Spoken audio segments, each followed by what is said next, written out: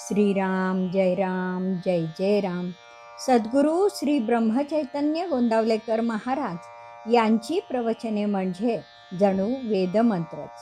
श्री महाराजांनी प्रत्येक दिवसाच्या प्रवचनाबरोबर बोधवचनही सांगितले आहे. या बोधवचनांचा विस्तार एक तत्वनाम या पुस्तकात लीलया स्पष्ट केला आहे. लेखक आहेत रामभक्त श्री रंभ कुलकर्णी. या श्री रामनाम मंत्रित पुस्तकातील आजच्या बोधवचनाचे अभिवाचन मी डॉक्टर सौ शिल्पा कुलकर्णी तुम्हा सर्व भक्तांना सादर नमस्कार करून करीत आहे. आज दिनांक 15 मार्च. आजचे बोधवचन. वेदांत हा आचरणात आणल्याशिवाय त्याचा उपयोग नाही. प्रज्ञानम ब्रह्म, अहम ब्रह्मास्मी, तत्वमसी, अयम आत्मा ब्रह्म ही परमार्थातील महावाक्य होत. या महावाक्यांचे विवरण विश्वरचनेतील मूल तत्वांची मीमांसा आणि पंचीकरणाचे प्रकार यांना वेदांत म्हणतात. वेदांताचा अभ्यास सोपा नाही. श्रद्धा, निष्ठा, आत्मसंयमन, सदाचरण आणि श्री गुरुकृपा यामुळे तो अभ्यासाने प्राप्त होईल. पण वेदांत आचरणात आणल्याशिवाय त्याचा उपयोग नाही. पक्वान्नाची पुस्तकी पाककृती पाठ करून पोट कसे भरणार? आध्यात्मिक ग्रंथांचा बुद्धिबळाने अभ्यास काही विद्वान पंडित करतात. बुद्धीच्या कक्षेत येणाऱ्या ब्रह्मज्ञानाचे ते अधिकारी असतात. ते थोर तत्वज्ञ म्हणून ओळखले जातात. ते ब्रह्मज्ञ असतात, पण ब्रह्माकार होऊन उन्मनी अवस्थेतील परमानंदाचे ते अधिकारी नसतात. वेदांत त्यांना कळलेला असतो, व्यवहारातील आचरणात तो दिसत नाही. काही लोकांना वेदांत समजलेलाच नसतो, पण वरपांगी आचरणाने ते असं भासवतात की ते ब्रह्मज्ञानी आहे. त्यांचा आचार खोटा आणि दांभिकपणाचा असतो. ते आत्मवंचना करतात. संतांनी अशा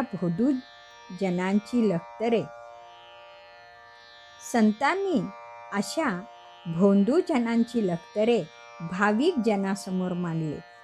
ढोंगीपणामुळे समाजात अंधश्रद्धा वाढते. धर्माची अवहेलना होते. लोकांचा धर्मावरील विश्वास क्षीण होतो. शाहीर रामजोशांनी अशा भोंदूंची टर उडवली आहे. हटातटाने पटा रंगवुनी जटा धरिशिका शिरी, मठाची उठा ठेव का करी. रंगीत भगवे कपडे, जटा आणि मठ उभारून दांभिकपणा करणं योग्य नाही. तुकाराम महाराज आपल्या अभंगातून अशा भोंदू जनांवर कठोर प्रहार करतात. वेदांचा तो अर्थ आम्हासीची ठावा, येरानी वहावा भार माथा अशी गर्जना करून ढोंगी जनांना टकारतात.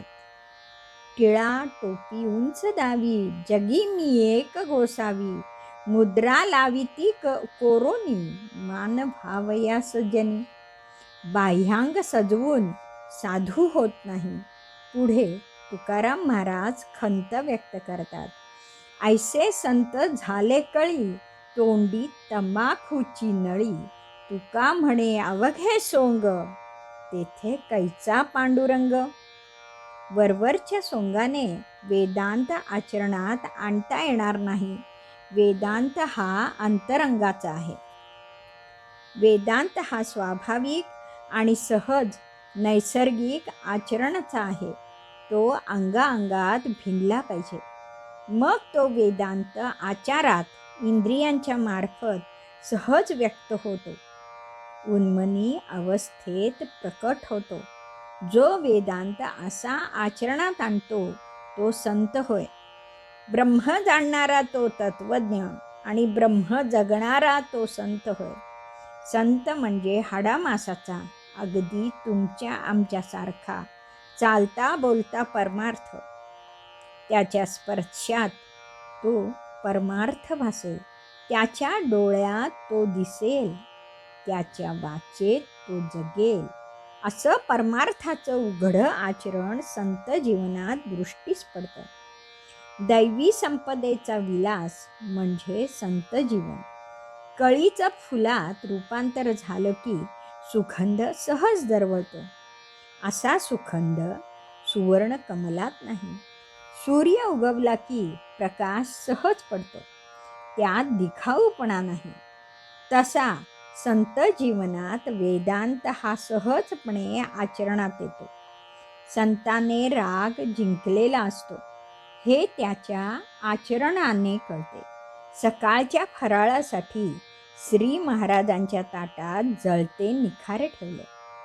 श्री महाराजांनी मनाने राग आणि मुखाने जळते निखारे शांतपणे गिळले. हा वेदांताचा आचार. महर्षी अण्णासाहेब कर्वे 100 वर्षाचे होते. त्यांचा 80 वर्षाचा मुलगा वारला. ते सहज उद्गारले, त्यांचं वय झालं, तो गेला. ही स्थितप्रज्ञाची वृत्ती सहज प्रकट झाली. हा वेदांताचा आचार. अमेरिकेत स्वामी रामतीर्थ रस्त्यावरून जात होते. तेथील लोकांनी त्यांच्या पोशाखामुळे त्यांची टिंगल केली.